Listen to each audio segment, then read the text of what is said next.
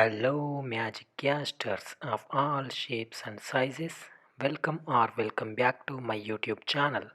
Today we are going to be going over D&D 5e Feats series. From this video we will be covering the rules to get feats in D&D 5th edition for players and for DMs as well. So with that hyped up intro, let us dive into the rules section. So the first and foremost aspect to be aware of the feats is that although a pretty much all tables use them, however be cautious that some feats have prerequisites, so keep an eye on those. Now let's begin with the player rules. In any case, for players there are three ways to get a feat based on the official rules. The first one is whenever you have the option to take an ability score improvement, you may instead take a feat. In the second rule, if you do pick the variant human race while a character creation, your character starts off with a feat at first level. Now the third rule says that if your DM allows a custom lineage option as a race from the Tasha's Cauldron of Everything book, your character may start off with a feat at first level. That being said guys, these rules are applicable only for the players. But if you are a DM, I personally enjoy granting my players feats in different homebrew ways, like following. So for DM rules, if you need a quick and easy way to make a unique homebrew magic item, you can just have the magical effect be a feat. For an instance, you might have magic lands grant the wielder the charger feat, or an amulet the party finds could give the keen mind feat to whoever puts it on. Now, granting feats as boons or rewards for big accomplishments or character development can be a fun way to reward players instead of just giving them the boring old treasure that they always get. For example, maybe your players just won a major battle on behalf of an elven king. So, as a reward, the king agrees to share their people's ancient secrets of archery, granting them the elven accuracy feat. Or you might notice that a player is really dedicated to consistently hyping up the party before every battle, so you might give them the inspiring leader feat as a reward for good role playing and for naturally developing that skill in game. With those rules, as a player or a dungeon master, you can pick the feats, so keep them in mind to uninterrupted feats play. Especially in D&D 5th edition, the feats are frequently forgotten or underutilized. Of course, most of the players skip them in favor an ability score improvement. If you haven't already, remind your players to check out relevant feats when they level up.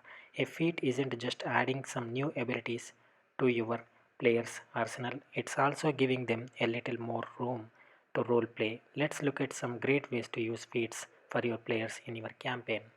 A feat is basically a special talent that a character has attained through training or lifestyle. These can be combat proficiencies, magical enchantments, or in the case of one feat, just luck. The feats for 5e can all be found in the player's handbook under the customization options, and each gives a good description.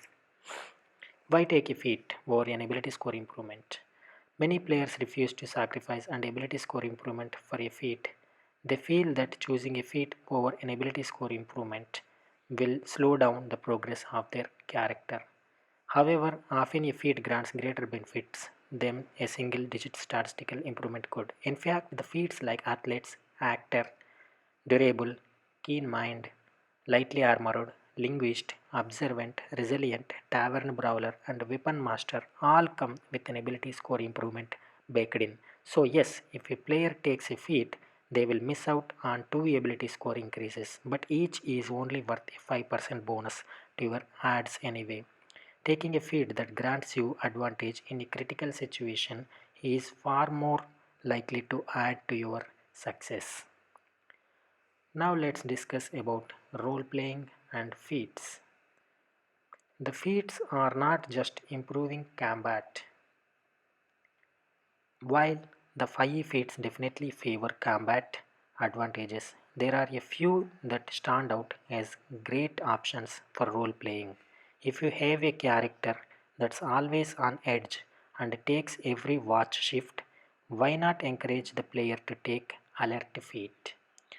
It grants them bonuses for the quirk and is beneficial for the whole team. A sassy bard is always good fit for actor, but honestly it works even better when paired with a rogue assassin. Gaining the ability to mimic the speech of another person or create makes for great role play opportunities. Impersonate the god or distract the goblin lookout. These can be super fun and great for your story overall. Have a players who is always rolling once. Well, first off, buy them better dice, but after that, recommend the lucky feat. There is so much you can do story wise with this. Why did their luck suddenly turn around? Perhaps a story element can be centered around this. You can even go ahead and add it to your narration in combat, explaining the character sees the horrible outcome, but then is miraculously fine as if fate has rewritten itself just for them.